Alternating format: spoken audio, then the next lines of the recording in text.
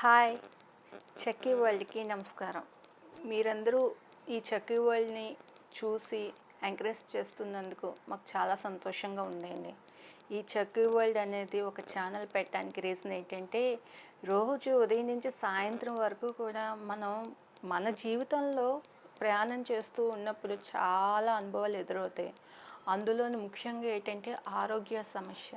ఈ ఆరోగ్య సమస్యల్లో నేను ఎదురు చూస్తున్న అంటే నేను నాకు జీవితంలోని నాకు తారసపడుతున్నవి ఏంటంటే భార్యాభర్తలు ఇద్దరూ కూడా విడిపోతున్నారు. అంటే ఇప్పుడు కొత్తగా ఇప్పుడు మ్యారేజ్ అవుతుంది కదండి. ఇప్పుడు వచ్చేది శ్రావణ మాసం. సో ఆగస్ట్ 5 నుంచి మొదలవుతుంది.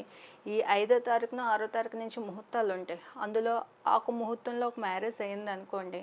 ఆ పెళ్ళైన జంట ఏమవుతున్నది అంటే మళ్ళీ నెల అయ్యేసరికి ఎవరిళ్ళల్లో వాళ్ళు ఉంటున్నారు. అసలు ఎవరిళ్ళల్లో వాళ్ళు ఉండడానికి పెళ్లి చేసుకోవాల్సినంత అవసరం ఏముంది? తల్లిదండ్రులుగా మీరు ఎంత కష్టపడుతూ ఉంటారు వాళ్ళు కలపడానికి. ఇప్పుడు అమ్మాయి తరపున తల్లిదండ్రులు, అబ్బాయి తరపున తల్లిదండ్రులు ఉన్నారు. సో వాళ్ళకి ఒక పెళ్లి చూపులు అరేంజ్ చేశారు. పెళ్లి చూపులు వాళ్ళిద్దరికి ఇష్టం అన్నారు. మీరు ఫార్మాలిటీస్ కంప్లీట్ చేశారు. పెద్దల మధ్యన మీరేం చేస్తున్నారు? అబ్బాయికి అమ్మాయికి ఇవ్వవలసిన పెట్టుపోతలు, లాంఛనాలు ఇవి మాట్లాడేసుకుంటున్నారు. నెక్స్ట్ మ్యారేజ్ చేసేస్తున్నారు. మ్యారేజ్ అయిపోయిన తర్వాత పెళ్ళికి ముందు వాళ్ళిద్దరు ఇష్టపడ్డారు రైటే. కానీ వాళ్ళు పెళ్ళి అయిన తర్వాత మ్యారేజ్ అవుతుంది కదా. మ్యారేజ్ అయిన తర్వాత వాళ్ళ లైఫ్ లీడ్ చేసేసరికి ఏమవుతుంది, డిస్టర్బెన్సెస్ స్టార్ట్ అయిపోతున్నాయి. ఆ డిస్టర్బెన్సెస్ వల్ల ఏంటి, ఒకరంటే ఒకరికి సరిగ్గా అవగాహన ఉండడం లేదనమాట. ఒకరంటే ఒకరికి సరిగ్గా అవగాహన ఉండడం లేదు. సో అప్పుడు ఏమవుతుంది, ఇంకా వాళ్ళిద్దరు విడిపోతామని డిసైడ్ అయిపోతున్నారు. అంటే ఆగస్టులో మ్యారేజ్ అవుతుంది, సెప్టెంబర్ వచ్చేసరికి వాళ్ళు ఎవరిళ్ళలో వాళ్ళు ఉంటున్నారు. సో మళ్ళీ ఒక అక్టోబర్ వచ్చేసరికి వాళ్ళిద్దరిని కలపడానికి మీడియేటర్స్ వస్తున్నారు.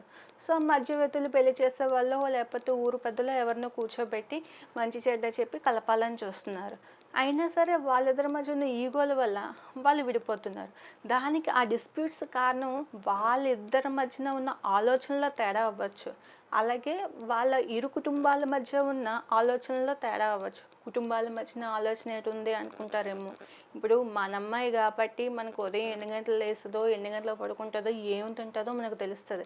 ఆ అమ్మాయి అత్తింట్లోని ఎన్ని గంటలకు లేస్తుందో, ఎన్ని గంటలు తెలిస్తే అత్తింటోళ్ళకి తెలియదు. దానివల్ల అమ్మ నువ్వు ఇన్ని గంటలు లెగాలి, కొంచెం ఎర్లీగా లెగాలి, నీ భర్తను చూసుకోవాలని చెప్పామనుకో ఈ కాలం అమ్మాయిలకు కోపం వచ్చేస్తుంది. అలాగే అబ్బాయి ఉన్నారనుకో లేస్తాడో ఎప్పుడో వస్తాడో ఎప్పుడో తిని వెళ్ళిపోతూ ఉంటాడు. కానీ పెళ్ళైన తర్వాత బాధ్యత ఉంది కదా. మరి అబ్బాయి ఎర్లీగా రావాలి కదా. ఎన్నాళ్ళు 10 గంటలకు 12 గంటలకు వస్తానంటే కాదు కదా. ఉద్యోగం నుంచి ఫ్రెండ్స్ని తగ్గించుకోవాలి, ఫ్యామిలీ రిలేషన్ పెంచుకోవాలి కదా. సో ఆ అబ్బాయి రావాలి కదా. ఇలా జరుగుతున్నప్పుడు ఏమవుతుంది అంటే మనం ముందుగా ప్రీ కౌన్సిలింగ్ పిల్లలకి ఇప్పించాలి. అంటే ఎలాగ పెట్టుపోతలు మాట్లాడతాం కదా నలుగురిని కూర్చోబెట్టి.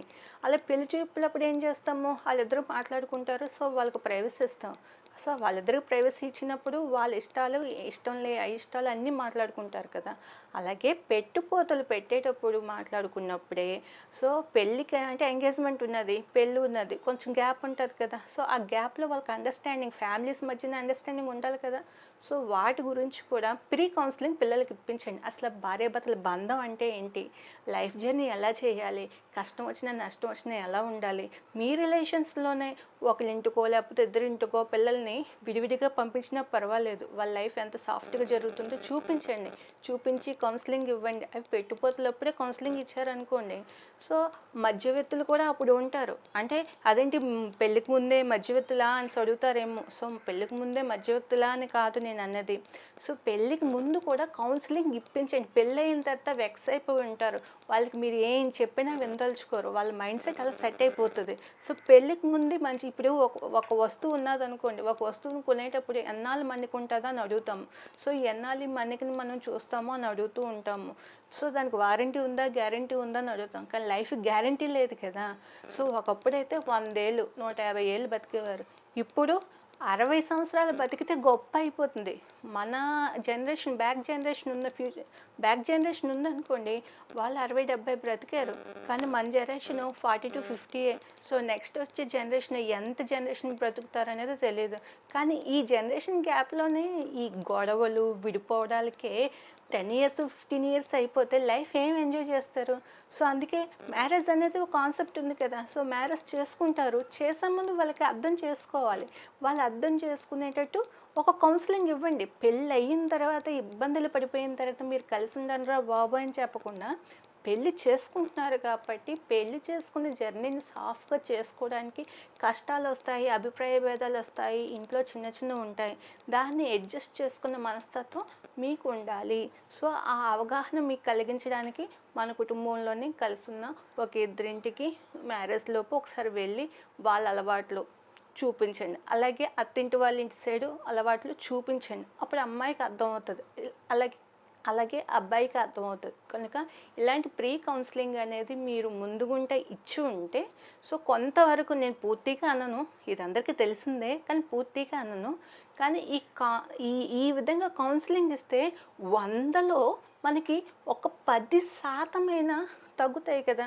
ఇప్పుడు మనది భారతదేశం. ఈ భారతదేశం కల్చర్ని ఫారిన్ కంట్రీస్ అన్నీ అడాప్ట్ చేస్తున్నాయి.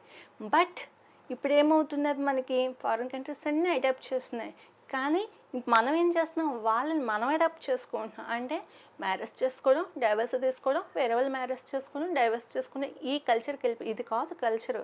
ఎందుకంటే కల్చర్ గురించి చెప్తున్నాను, మన ఇండియాని చూసి చాలా ప్రౌడ్గా ఫీల్ అవుతారు అందరూ.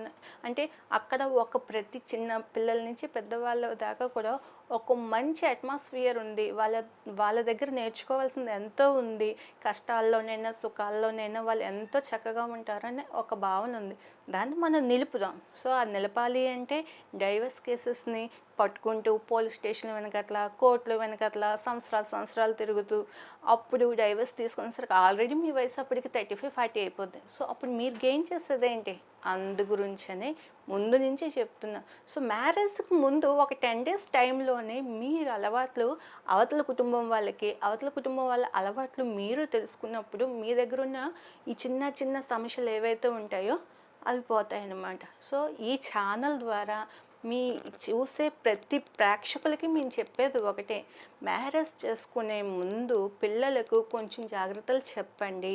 మీరు పెట్టుపోతలు ఏవైతే మాట్లాడుకుంటున్నారో అలాగే ఆ నలుగురు మధ్యన పిల్లల్ని కూడా కూర్చోబెట్టి, అమ్మ మీకు ఇష్టమయ్యే మ్యారేజ్ చేస్తున్నాం, జీవితంలో చాలా సమస్యలు వస్తాయి, ప్రతి చిన్నదానికి కూడా గొడవ పడకూడదు. సో సొల్యూషన్ ఆలోచించుకోవాలి. ఏదైనా అది పెద్ద సమస్య అయితే పెద్దవాళ్ళకి తీసుకురండి. మీ లైఫ్ జర్నీలో ఉన్న టైం చాలా తక్కువ. సో ఈ టైంలోనే హ్యాపీగా ఉండాలి, పిల్ల పాపలతో చల్లగా ఉండాలి. మీరు మీ నెక్స్ట్ జనరేషన్కి ఒక ఉదాహరణగా ఉండాలి. కనుక మీ లైఫ్లో ఎవరైనా ఉన్నారనుకో, వాళ్ళ ఇంటికి తీసుకెళ్ళండి, ఉదయం సాయం దాకా కూర్చోబెట్టండి, వాళ్ళ లైఫ్ జర్నీ తెలుసుకుంటారు. కష్టం అనేది ప్రతి కుటుంబంలో ఉంటుంది, ప్రతి వ్యక్తిలో ఉంటుంది. దాని గురించి విడిపోవద్దు, కలవండి, ఆలోచనలను కల్పించుకోండి. సో దీని కాన్సెప్ట్ ఏంటంటే ప్రీ కౌన్సిలింగ్. బిఫోర్ మ్యారేజ్కి మీరు ప్రీ కౌన్సిలింగ్ ఇప్పించాలన్న ఆలోచనతో ఈ వీడియో మీకు చూపిస్తున్నాము. సో మ్యాక్సిమం ఇది చూసిన వాళ్ళు మీ ఫ్రెండ్స్ కానీ రిలేటివ్స్ కానీ షేర్ చేయండి. సో వాళ్ళు కూడా అర్థం చేసుకుంటారు. నేను చెప్పేది ఒకటే, 100 మందిలో ఒక కుటుంబంలో అయినా సరే సఖ్యత ఉండి ఆ డైవర్స్ దగ్గర నుంచి దూరం అయ్యి పిల్లలు సాఫ్ట్గా వాళ్ళ జీవితాంతం కలిసి ఉండేటట్టు ఉంటే అది చాలు. అందుకే ఈ ఛానల్ ద్వారా మీకు ఈ విజ్ఞప్తి చేస్తున్నాము. దయచేసి మీరు ఆలోచించండి, మేము చెప్పేది ఆలోచించుకొని మీ ఆచరణని పెట్టుకోండి. ఒక వ్యూవర్స్ ఉంటాం. ఇలాంటి సలహాలు ఇవ్వడానికి ఈ ఛానల్ పెడుతున్నాము. సో దీనిలో ఏవైనా మీకు ఏవైనా ఇంకా ఎక్కువ ఏవైనా టాపిక్స్ కావాలన్నా, ఏవైనా ఆలోచనలు ఏవైనా కావాలన్నా, సో ఇలాంటివన్నిటికీ కూడా మీరు కామెంట్లోని మీరు చెప్పండి. దానికి మేము సమాధానంగా మీకు నెక్స్ట్ వీడియో చేస్తాము.